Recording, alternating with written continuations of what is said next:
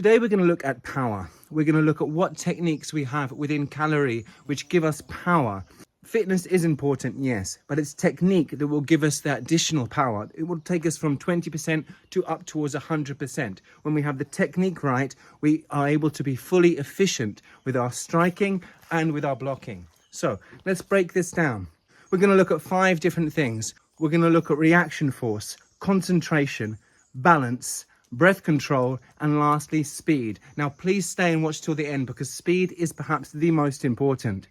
Now, to stay updated with these and other future posts, you know what to click. Otherwise, you'll probably never see us again. Now, just to start off, a little bit of science. Remember that force equals mass times acceleration and power equals force times speed. Now, let's start with reaction force. For example, when a car crashes into a wall, if it's going at 50 miles an hour, the wall's going to hit it back with the same power. If the car is, on the other hand, going at 80 miles an hour, it generates a higher force, and a higher force will be generated by the wall hitting the car. Every action has an equal and opposite reaction. Newton's laws. So we know that if someone tries to hit us and we parry that hit, or if we block that hit away, the force generated by the opponent will be multiplied by the force that we use to defend ourselves against it. So we can use the force generated by our opponent.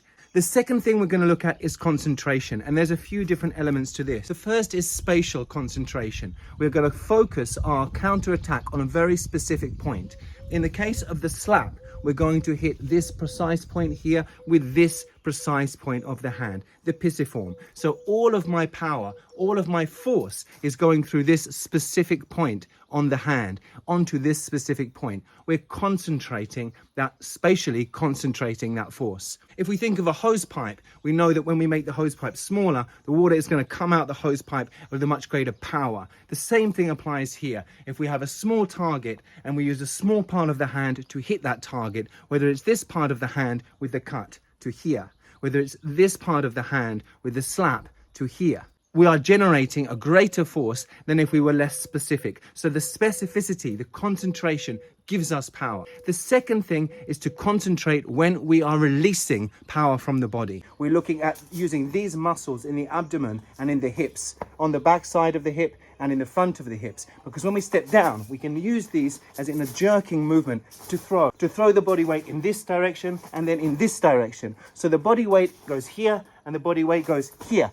And we concentrate that engagement so that it's in the moment of contact that we fully engage the rotation of the body. That gives additional power. So we're concentrating not only spatially, but also in time as well. We're concentrating that the point of engagement is in the right moment. In this moment, there's concentration. The next thing we will look at is breath control. Now, breath control will also add to the force generated.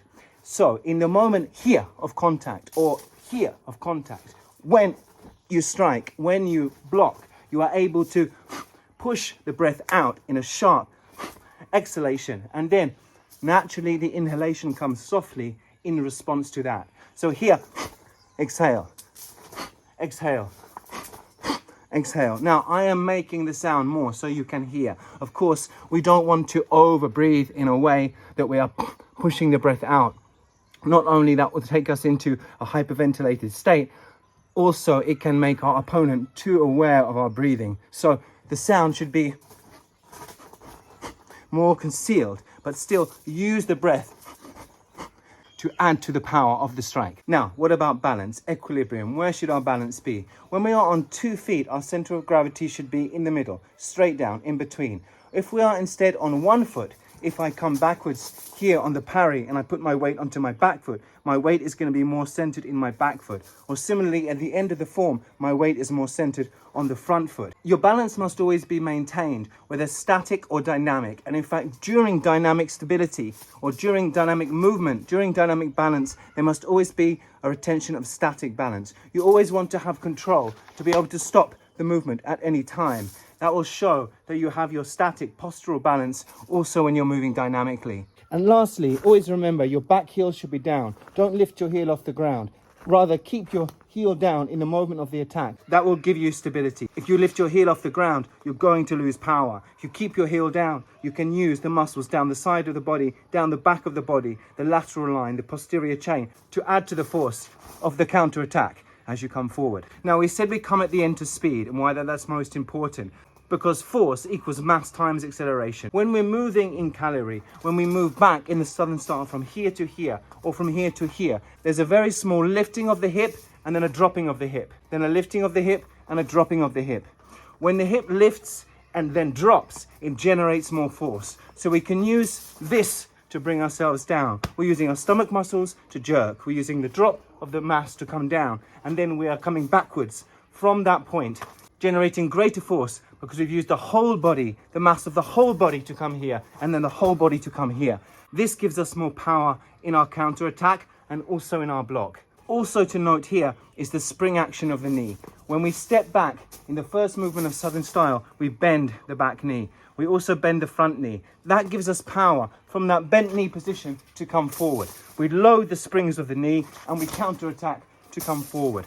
So this is very important, that we're using the spring, inbuilt spring in the lower limb to power the whole body. What's important to understand is, according to kinetic theory, we increase the force on the downward movement. All objects will increase their power on a downward movement, whether that's in a block or whether that's in a slap. As we come down, the force is generated. The power of the body is going downwards and we get greater force. So you can see inbuilt into these movements, there is downwards in all three of them. It goes down, down, down, down, down, down. In all of these movements, we are using kinetic theory to give us maximum power on the counter attack or on the block. Now, I can't stress here the importance of all of your body. The whole body must be moving. Whole body moves. Every cell is connected to every other cell. When one cell engages, every other cell would engage.